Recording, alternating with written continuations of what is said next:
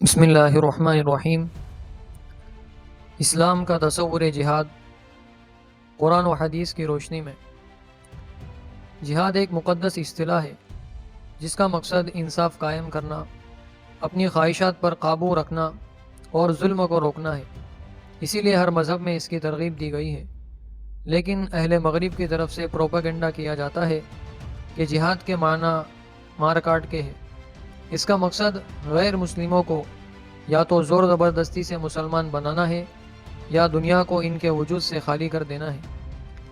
یہی غلط فہمی یورپ میں اسلام فوبیا کا سبب بنی ہے، اور ہندوستان کے مشرقی ملکوں میں بھی اسی پروپیگنڈے کے ذریعے اسلام اور مسلمانوں کے خلاف نفرت کی آگ سلگائی گئی ہے۔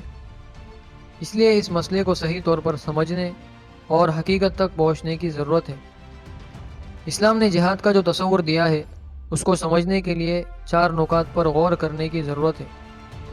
اول یہ کہ جہاد کے معنی کیا ہے۔ دوسرے، جہاد کی قسمیں کیا ہے جن کا قرآن و حدیث میں ذکر آیا ہے۔ تیسرے، جہاد کا مقصد کیا ہے۔ کیا جہاد کفر کو مٹانے کے لیے ہے یا فتنہ و فساد کا خاتمہ کرنے کے لیے ہے۔ چوتھے، اسلام نے کن لوگوں سے جہاد کا حکم دیا ہے۔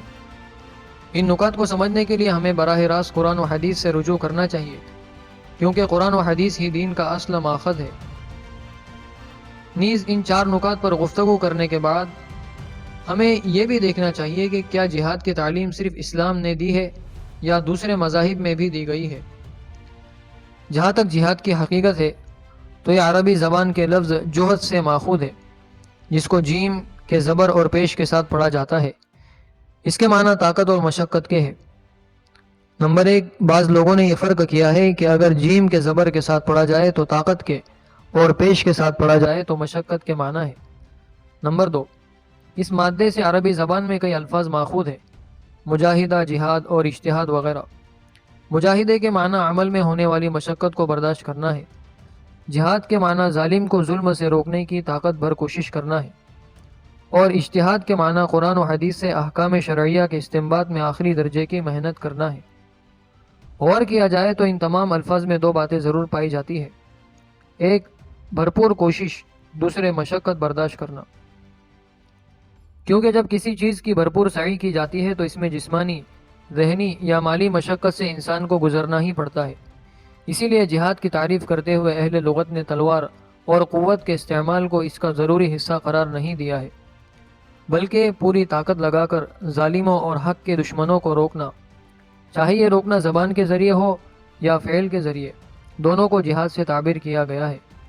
چنانچہ عربی لغت کے مانے ہوئے امام علامہ ابن منظور افریقی رحمۃ اللہ علیہ فرماتے ہیں، جہاد کے معنی دشمنوں کا مقابلہ کرنے کے ہیں، اور وہ اس طرح کہ اپنی وسعت اور طاقت بر زبان یا عمل کے ذریعے اس کی کوشش کی جائے۔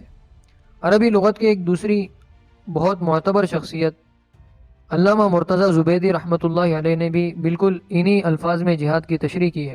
معلوم ہوا کہ عربی زبان میں یہ لفظ لڑنے جھگڑنے، قتل و غارت گری مچانے اور مار کاٹ کرنے کے معنی میں نہیں ہے، بلکہ اس سے مراد کسی بھی بہتر مقصد کو حاصل کرنے کے لیے طاقت بھر کوشش اور اس سلسلے میں پیش آنے والی مشقتوں کو برداشت کرنے اور اس پر صبر سے کام لینے کے ہے۔